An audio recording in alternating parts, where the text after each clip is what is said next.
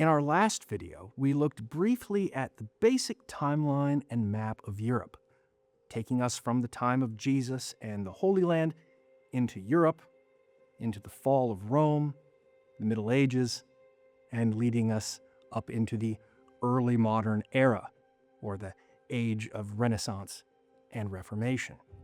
The Reformation is, in short, the movement in the Western Church that opposed the abuses of the papacy and the Western Latin Church, as opposed to the Greek Orthodox Church they split back in 1054.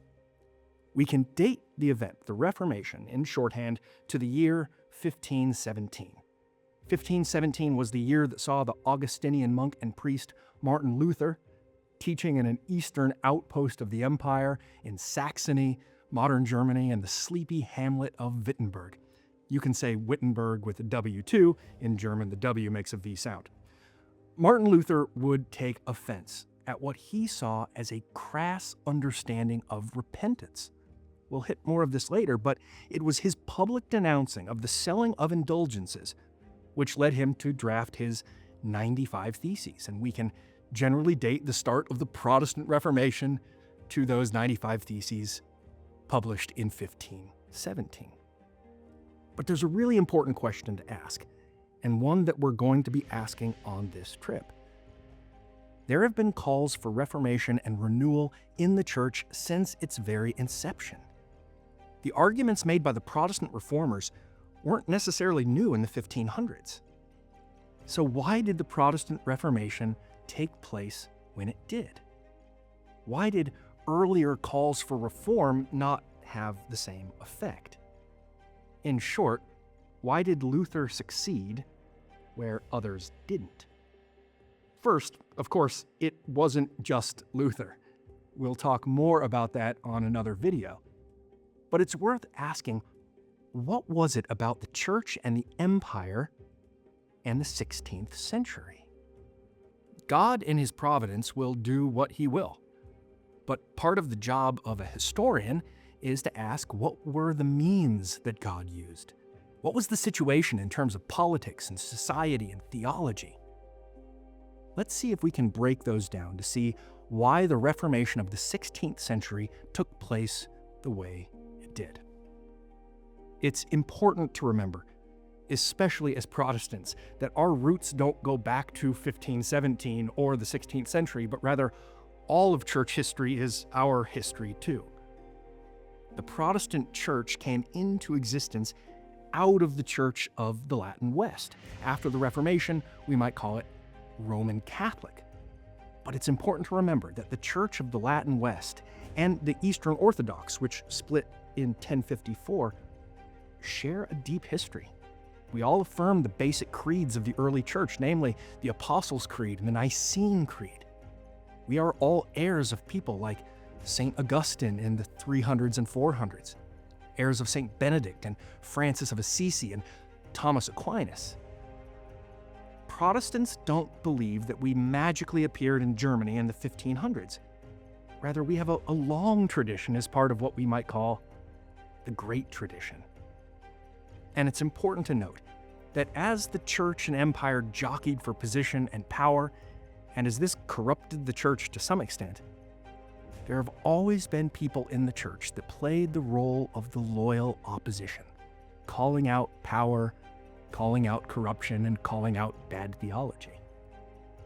What we don't want to pretend is that there's always been perfect unity in the church and that the Reformation was somehow the first or at least most decisive break. The fact of the matter is that the church has always had to balance unity, diversity, and adversity. And the Church of the Latin West, the Catholic Church, had long lived through those turbulent Middle Ages with the model of diversity without adversity, or how can we all live under one tent? And it did so with some success. The Bishop of Rome, the Pope, once one of the heads of the church, had long been criticized for over-consolidation. And as long as the church and the empire shared common goals, we see a kind of seepage, the church getting a little worldly. going back to the time of Constantine in the 300s with the legalization of Christianity, or with the crowning of the Emperor Charlemagne in 800 by the Pope. We've seen the empire and the church scratch each other's backs, and sometimes to the benefit of Christians, but not always, and there have always been critics. As far as salvation is considered, there has been unity in saying Jesus saves. But the question has been, how, and what's the role of the church in this? What we see theologically in the Middle Ages was a kind of rethinking and in some ways redefining the concept of grace. Rather than grace defined as the disposition of God towards humanity, a gracious disposition, grace came to be understood as a kind of substance, something you collected. And if you collected more grace than you had sin, you were in. It might sound crass, but it was very popular. Concerned about a sin? Say this, or do this, or contribute to this, and the church could dispense grace to you. In short, repentance, or the turning from sin, could be gained or even bought. Part of the concern developed out of the Black Death. That was the plague starting in the 1300s that killed as many as a third of the European population. Not only did it unleash economic turmoil, but the idea of death was close at hand. How can we escape death? A question, of course, the Christian faith can answer. But the answer was getting increasingly commercial.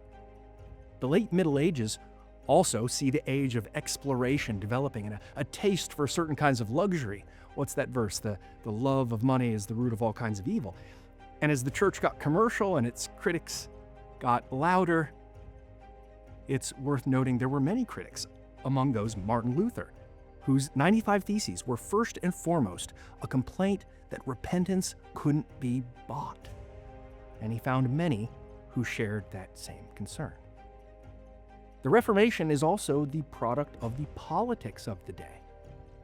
As we saw in the early church, it was Muslim expansion which toppled the old centers of Antioch, Alexandria, Jerusalem.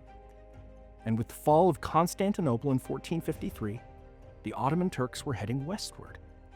And both the church and the kings and the pope were anxious. This is key, because by the time Luther starts making noise, the answer to troublemakers had always been simple: execution. But Luther's popularity made it such that to execute him could alienate the vast number of people who supported him. And the West needed its support and soldiers. And so Luther is not put to death. You might ask, how did he get so popular? Well, Luther's message resonated. But his message was boosted by the greatest invention for mass publishing since paper in the book: the printing press, Gutenberg's invention, the movable type printing press. We'll see one on the trip. And with this, the explosion of cheap print. This would not only lead to the proliferation of the Bible and translations of the Bible, but also Luther's works. So, why did the Reformation take place, when and how it did? This is a major through line on our trip. But it's political and social and theological and due to inventions, a truly remarkable story I can't wait to dig into deeper with you.